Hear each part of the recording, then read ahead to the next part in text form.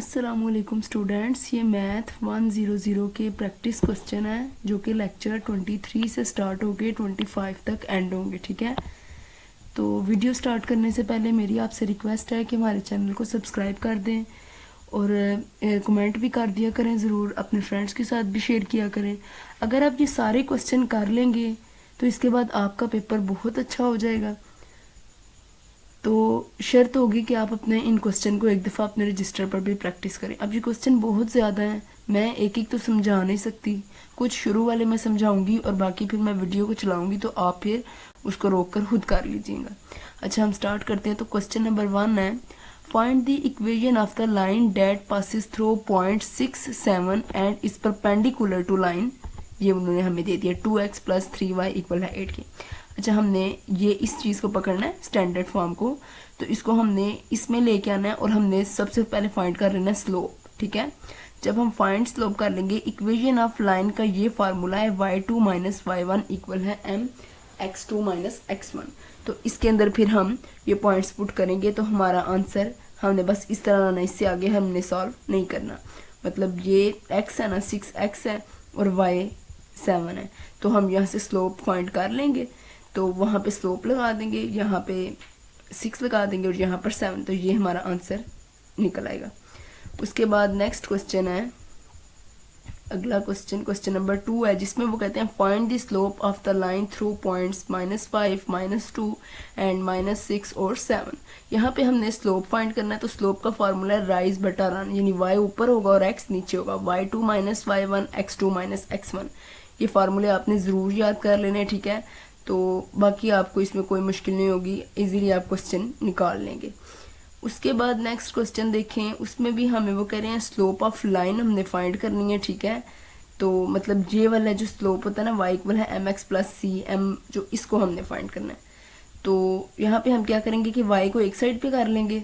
अब -8x इधर ही रहेगा, ये जब उधर जाएगा तो ये माइनस हो जाएगा।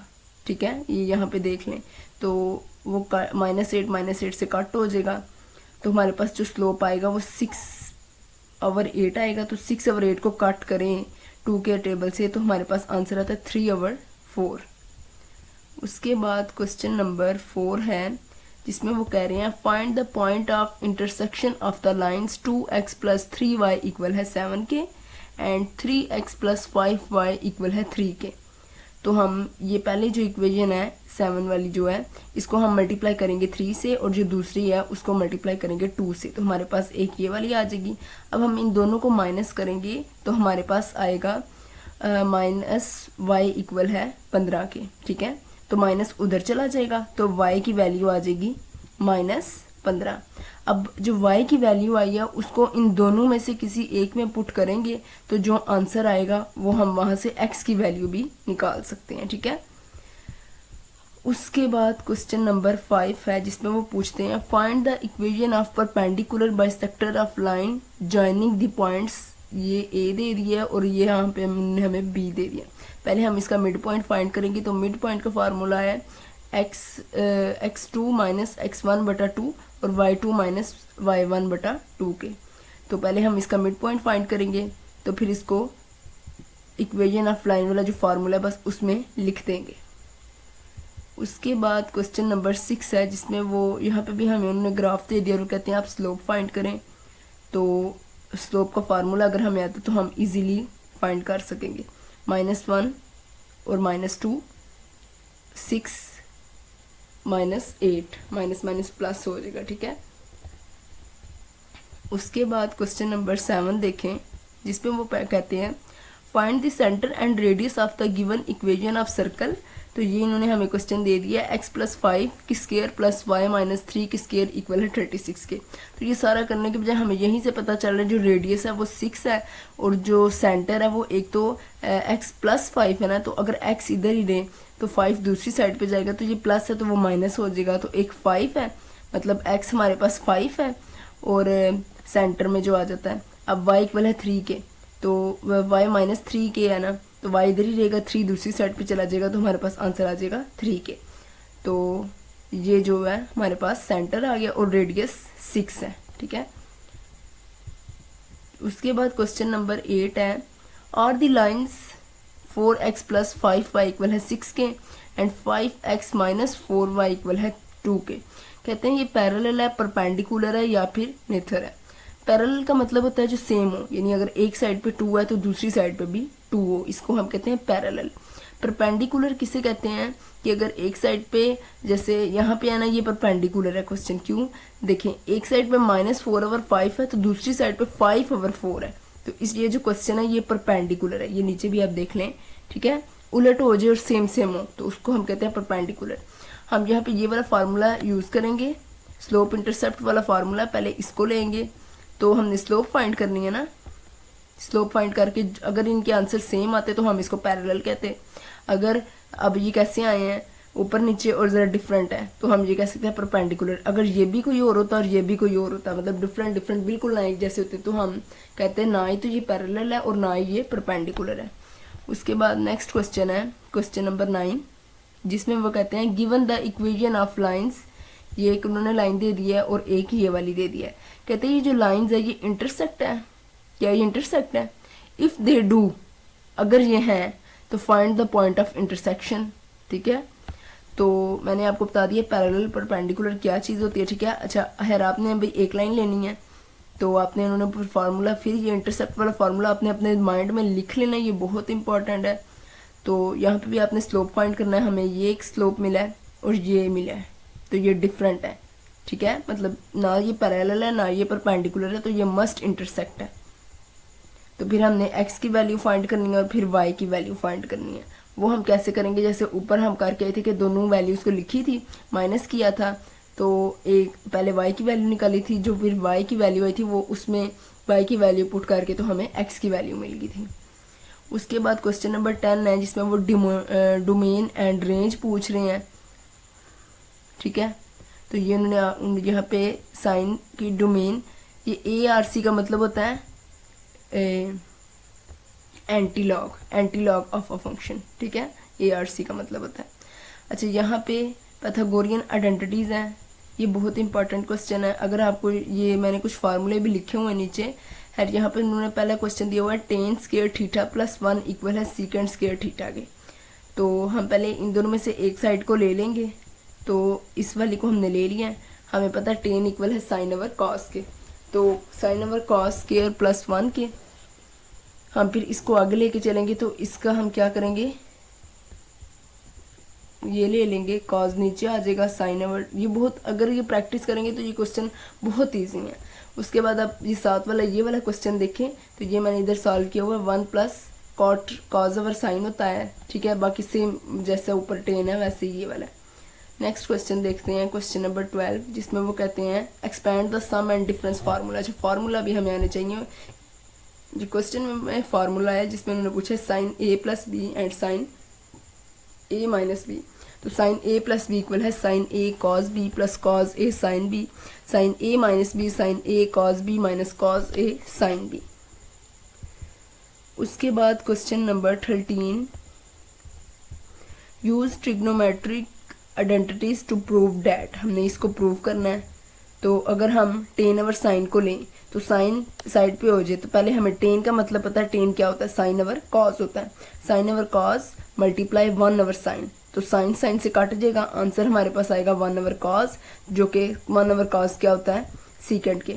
अच्छा, साइन कॉस टेन, इसके जो रेसिप्रोकल होते हैं आपको वो भी आने चाहिए। अगर वो चीज़ आ जाती है तो भी क्वेश्चन आप बड़ी आसानी से कर लेंगे। अच्छा, यहाँ पे मैंने एक चीज़ लिखा हुआ है, ARC का मतलब होता है इनवर्स ट्रिग्नोमेट्रिक फंक्शन। ठीक है, यहाँ पे वो पूछ रहे हैं without using the calculator find ARC sine 1 over √2 in radius के। तो आप एंटी लॉग लेंगे इनवर्स ट्रिग्नोमेट्रिक फंक्शन के, तो आपके पास आंसर आ जाएगा। ठीक है, π/4 के। उसके बाद अगला क्वेश्चन देखें, without using the calculator find the exact value of 210। तो 210 कितनी चीज़ें, मतलब 180 के साथ हम कितना प्लस करेंगे हमारे पास 210 आता है। तो आप कैलकुलेटर पे ये बड़ी आसानी से कर लेंगे। तो 180 के साथ 30 प्लस करें तो हमारे पास आंसर 210 आता है। तो यहाँ पे हमने कॉस का फार्मूला लगाना है। कॉस जैसे आप 180 को A बोल लेना और 30 को B बोल लें। ठीक है, तो cos B minus sine A sine B, और यहाँ पे आप कैलकुलेटर से जब वैल्यूज़ करेंगे तो आपको ये वैल्यूज़ आसानी से मिल जाएंगी, ठीक है। तो इसका जो करेक्ट आंसर एंड पे आ जाएगा आपके पास। नेक्स्ट क्वेश्चन देखें जिसमें वो पूछ रहे हैं given that sine theta equal है √3/2 find all possible values theta in the range. मतलब ये रेंज उन्होंने हमें ये वाली दे दी है, तो ये नीचे सोल्यूशन भी उन्होंने हमें दे दिया, तो ये आप खुद देख लें। थीटा इक्वल है साइन इनवर्स, और अगर हम इसको कैलकुलेटर पे करेंगे तो हमारे पास ये आ जाएगा 60 आंसर आ जाएगा। तो फिर हमने नीचे सोल्यूशन का बताना है। उसके बाद नेक्स्ट क्वेश्चन देखें वेरीफाई डैट द फॉलोइंग। हमने -10 लाना है, हमने इसको ले लेना सबसे पहले। तो 10 का मतलब हम पता है साइन ओवर कॉज है, और कॉज 10 का उलट होता है, यानी कॉज ओवर 10 होता है, ठीक है। तो इस तरह जब हम करेंगे तो एंड पे हमारे पास आंसर क्या आना चाहिए -10। हमने ये प्रूव करना होता है। उसके बाद नेक्स्ट क्वेश्चन नंबर 18 है, इसमें वो कह रहे हैं verify that cos 4a equal है इसके, ठीक है। तो आपने cos 4a, जैसे अब cos 2a + 2a, तो अब यहाँ पे अब cos का फार्मूला लगाएं हम, cos a cos b - sin a sin b, तो ठीक है आपके पास आंसर आसानी से आ जाएगा। उसके बाद नेक्स्ट क्वेश्चन है right the double angle formation for ten function. तो हमने ये डबल एंगल वाला फॉर्मेशन साइन कॉस 10 का डबल एंगल वाला फॉर्मेशन भी बड़ा इंपॉर्टेंट आया हुआ है। उसके बाद क्वेश्चन नंबर 20 देखे जिसमें कहते हैं पैथागोरियन आइडेंटिटीज लिखे। तो ये तीन हैं जिसमें से और भी बहुत ज़्यादा फार्मूले निकल आते हैं। इन तीन में sine square + cos square equal होता है 1 के, 1 + टेन स्केयर इक्वल होता है सीकेंड स्केयर के, 1 + कॉट स्केयर इक्वल होता है कोसेकेंड स्केयर के। अच्छा, उसके बाद है without using calculator find value of cos 15 degree and cos sine. तो 15 कितने मतलब कितनी वैल्यूज़ को माइनस या प्लस करें तो हमारे पास 15 आता है। तो 45 - 30 को करें तो हमारे पास 15 आता है। तो हमने अब यहाँ पे क्या करना है, यहाँ पे कॉस का फार्मूला लगाना है, यहाँ पे साइन का फार्मूला लगाना है। तो फिर उन सारी वैल्यूज़ के को कॉस, जैसे कॉस 30 है तो कैलकुलेटर से करेंगे, आंसर 1/2 आएगा, किसी का 1/√2 आएगा। तो उनको मल्टीप्लाई करके जो आंसर आएगा वो लिख देंगे। उसके बाद क्वेश्चन नंबर 22 है जिसमें वो कह रहे हैं प्रूव करें। हमने इस चीज़ को ले लेना है, और कॉट, जैसे कॉट है, कॉट कितना होता है, कॉस ओवर साइन होता है 10, साइन ओवर कॉस होता है। तो जब वो हम करेंगे तो हमारे पास जो आंसर एंड पे वेरीफाई होकर आएगा वो आएगा कोसेकेंड स्केयर - सेकेंड स्केयर के। उसके बाद क्वेश्चन नंबर 3 है क्या, जिसमें वो कहते हैं if first and fourth term of arithmetic progression in the first two term of geometric progression, then find the common ratio of geometric progression. Take first term of arithmetic progression as a and d equal है 4/3a के। अच्छा, अब ये इतने ज़्यादा question है कि मैं अब आपको सारे नहीं पढ़ के बता सकती। मैं वीडियो को चलाती जाती हूँ और आप खुद अपने रजिस्टर पे वीडियो को स्टॉप करके रोक लेना, ये कर लीजिएगा। क्वेश्चन नंबर 23,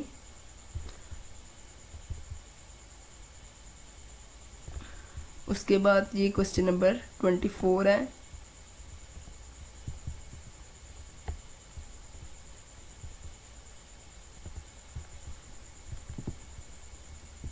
क्वेश्चन नंबर 25, उसके बाद question number 26, find the first two term in expansion of 1 - 2x की power 5 in ascending powers of x।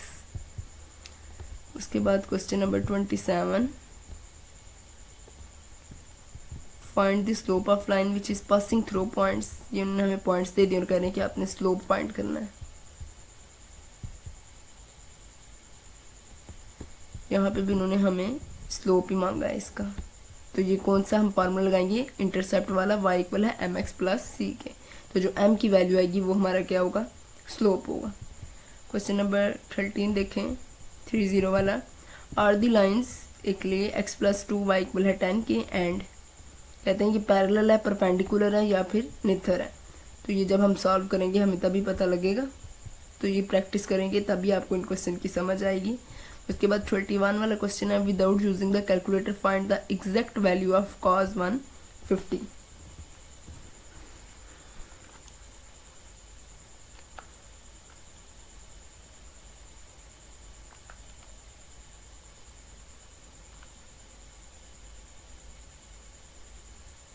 अस्सी में से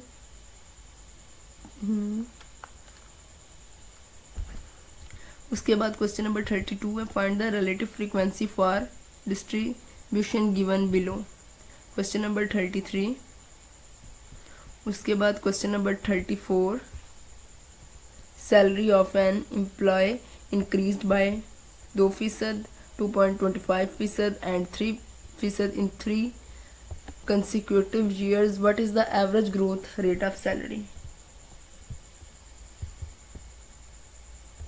उसके बाद यहाँ पे क्वेश्चन नंबर 35 में हमसे वो मेन, मीडियम और मॉड का पूछ रहे हैं, तो ये इन्होंने वैल्यू दे दी है। सबसे पहले मेन का क्या मतलब होता है कि इन सबको प्लस करना होता है, और जितने ये नंबर होते हैं, जैसे ये कितने नंबर है 1 2 3 4 5 6 7 8 9 10 11 12, तो नीचे हम लिखेंगे इन सबको प्लस करके नीचे 12, तो जो आंसर आएगा वो हमारा होगा मीन। मीडियम में क्या होता है, इवन होता है, इसमें एक चीज़ का ध्यान रखना होता है, इवन और ऑड का। सबसे पहले मीडियम में एक बात याद रखने की, हमें जो उन्होंने वैल्यू दी होती है हमने उसको पहले तो अरेंज करना होता है, फिर हाफ वैल्यू उसको इधर कर लेना होता है। जैसे अगर हमारे पास वैल्यू है ना 5, तो 2 को इधर कर लो, 2 को इधर कर लो, और जो दरमियान वाला होगा वो हमारा मीडियम होगा। और जो मोड होता है वो क्या होता है, जो वैल्यू बार बार आ रही होती है। जैसे यहाँ पे मोड हमें अगर देखा जाए तो क्या है 11, यहाँ पे मोड है 16, जो 16 ना ये इसका मोड है, ठीक है। तो इस तरह ये 3 चीज़ें आप इसका अलग से भी अगर कहीं से कंसेप्ट देखें तो आपको ज़्यादा अच्छी तरह से याद रहेगा। उसके बाद नीचे भी उन्होंने हमें वही पूछा हुआ है, find the main, mod and medium of the given group data. Question number 37 में भी यही उन्होंने पूछा हुआ है, ग्रुप में भी आ सकता है और वैसे भी। अगर इस तरह आ जाए तो ये तो आसान है, ग्रुप में आ जाए तो फिर ज़रा है मसला, लेकिन अगर आपको समझ आ जाए तो फिर ये भी आपके लिए मुश्किल नहीं है। उसके बाद क्वेश्चन नंबर 8 है, given a 5 number summary of data, minimum, first quartile, median, third quartile and maximum value. 25, 29, 38। अच्छा, उसके बाद क्वेश्चन नंबर 39 में भी यही पूछा हुआ है, स्टैंडर्ड डेविएशन बताना है। उसके बाद क्वेश्चन 40 वाला देखें, जिसमें वो कहते हैं अगर मीन ये है 228, मीडियन 330 है और मोड 340 है, तो बताएं कि ये जो डिस्ट्रीब्यूशन है ये पॉजिटिव स्क्यू वेड है, नेगेटिव है या सिमेट्रिकल है। तो 230 देखें 285, उसके बाद क्या है 330, उसके बाद क्या है 340। तो ये बड़े इस साइड पे इसका मुंह है तो ये नेगेटिव है, ठीक है। अगर इसका मुंह इस साइड पे होता तो फिर ये पॉजिटिव होता, और अगर ये इक्वल होता तो फिर हम ये सिमेट्रिकल कह सकते थे। उसके बाद क्वेश्चन नंबर 41 है, सोल्यूशन उन्हें नीचे दे दिया इसका, classify the following as qualitative और क्वांटिटेटिव वेरिएबल्स, ठीक है। तो उन्होंने सबका बता दिया है कि ये है। उसके बाद क्वेश्चन नंबर 42 का भी उन्होंने सोल्यूशन दिया हुआ है। अच्छा, यहाँ पर उन्होंने हमसे डेफिनेशन पूछी हुई है दोनों की। Question number 43, name 5 fields where statics can contribute, business and industry, health and medicine, natural and social sciences, natural resources, education, government, media and law. Find the cumulative frequency for the frequency distribution given below। Solution भी उन्होंने नीचे दिया हुआ है हमें। Output in tones, frequency और commutative frequency. Commutative frequency क्या होती जाती है, इंक्रीज होती जाती है। और वो कैसे होती है, पहले तो हम एज इट इज़ लिख देते हैं, जैसे यहाँ पे हमने 3 लिख दिया। दूसरा ये 14 कैसे आया है, 11 और 3 का प्लस करें तो आपको आंसर 14 आ जाएगा। फिर आप उससे अगले 19 + 11 करें और +3 करें तो आपके पास 33 आ जाएगा। तो इसको जो आप कहते हैं ना कम्युलेटिव फ्रीक्वेंसी, यानी इंक्रीज बढ़ती जाती है ये। उसके बाद following is an example of which type of graph. Question number 46 है। इसके बाद क्वेश्चन नंबर 46 है, फिर क्वेश्चन नंबर 47 है। जो जो मुझे मेन क्वेश्चन लग रहा है वो मैं आपको बता दूंगी, बाकी लेकिन सॉल्व आप सारे ही करना क्योंकि कुछ भी आ सकता है। 48, उसके बाद 49। आप ये वीडियो स्टॉप करके देख लीजिएगा। सोल्यूशन भी कुछ कुछ क्वेश्चन के उन्होंने हमें दिए हुए हैं, जिसके नहीं दिए वो आप खुद सॉल्व करने की कोशिश करना, अगर नहीं हो रहा तो किसी से हेल्प ले लेना। उसके बाद 51, 52, 53, यहाँ पे 54 है क्वेश्चन, 55, 56, 57 और 58 यहाँ पे है। 59 फिर ये क्वेश्चन आ गया है, उन्होंने मेन, मीडियम और मॉड का पूछा, ठीक है। तो ये चीज़ मैं ऊपर आपको बता चुकी हूँ। 61, 62, 63,